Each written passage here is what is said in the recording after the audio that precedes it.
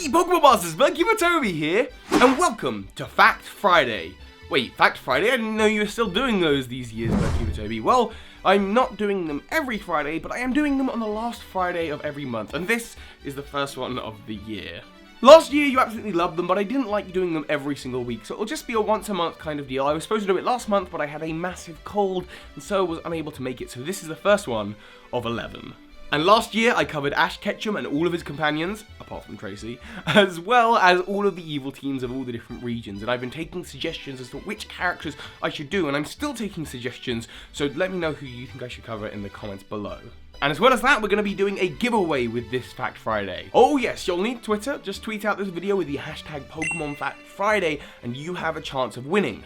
What are you winning? A set of this artwork, not as the poster size, but as art prints. They're just a little bit smaller. The posters are exclusive for my background, but you can win yourself a set courtesy of Game Tea. Although, this isn't an ad read or anything, I just genuinely buy their products quite a lot. I recommend if you can't wait to see if you'll win, or maybe you don't have Twitter, I recommend going over. It's the same place where I get this Elite 4 hoodie that I wear in a lot of my videos, as well as this really awesome Meowth Cabana pin badge. There's a whole bunch of really cool creative, not only Pokemon, but also just general video game merchandise over there on the site. So link to that website is in the top of the description. And of course, tweet out the video with the hashtag Pokemon Fact Friday for a chance of winning a set. With that out of the way, let's get on with 20 facts about Professor Oak. Number 1, in the code of the Generation 1 games, there is an unused Professor Oak battle.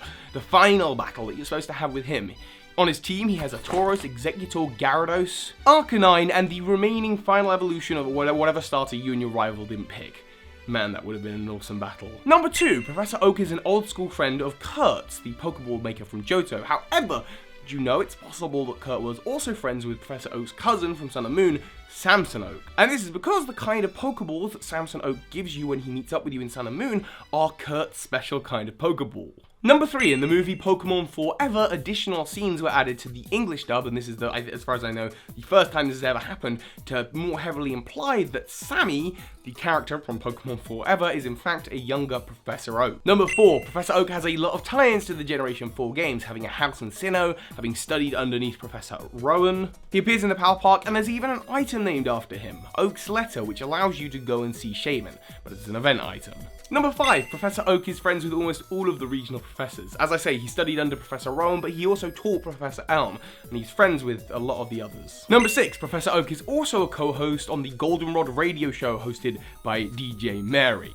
And now time for the TCG fact. While Professor Oak's name has appeared in the title of many different Pokemon cards, he appears on Professor Oak, Professor Oak's Visit, Professor Oak's Research, Professor Oak's Hint, and Professor Oak's New Theory.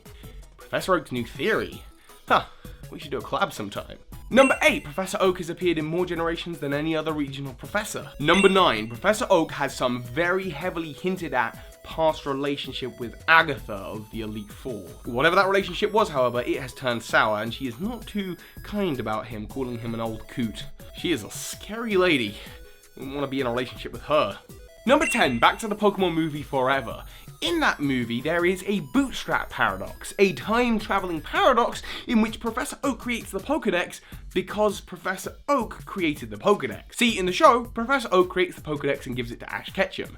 Ash Ketchum then meets a younger Professor Oak who has travelled forward in time. Ash shows the Pokedex to him, and then when Professor Oak travels back in time 40 years, he then creates the Pokedex, likely because he got the idea from seeing ashes that Ash got from Professor Oak.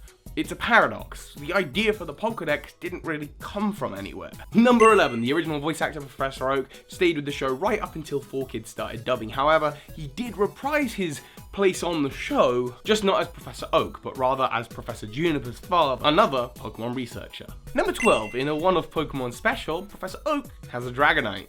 Number 13, apparently Professor Oak has quite the prestigious family. His grandfather was the first person to bring widespread recognition to Pallet Town, and he has 2 brothers, one of whom is the postmaster of Pallet Town, the other of whom is the mayor of Pallet Town. And number 14, in the Electric Tale of Pikachu, we also learned that his father is someone that he used to adventure with, back when he was about 6 years old. Number 15, this means we know more about Oak's family than any other family in Pokemon. We have 1 father, 1 grandfather, 2 brothers, 1 cousin, and 2 grandkids, Daisy Oak and Gary, Green, Blue, whatever you want to call them. So the only thing we don't have in this whole picture is who are Oak's kids, and who did he have them with? Agatha, maybe? Number 16, there's a prominent character in the Pokemon trading card game that resembles Professor Oak, who goes by the name of Imposter Oak, who works for Team Rocket. This is referenced in the anime when James of Team Rocket takes on that role. Number 17, in the show, Professor Oak loves writing haiku-like poems about Pokemon, and they are actually pretty amazing. Number 18, Tracy Sketchit, who, yes, I know, I still haven't done a Fact Friday about, is a very prominent character in relation to Professor Oak. In fact, he is an assistant at his lab now. See, they sort of wrote out Tracy Sketchit after the Orange Island series, however, he actually pops up quite frequently, almost every single generation, just appearing in one-off episodes next to Professor Oak.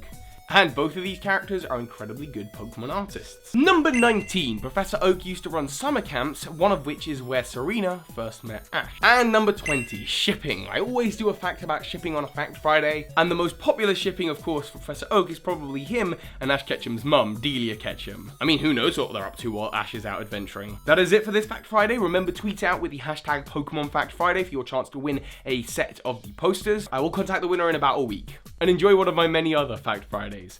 So hi, Pokemon Masters. Also a special thank you to my patrons of the month, including Joey Powles and Jon D Gottlitch.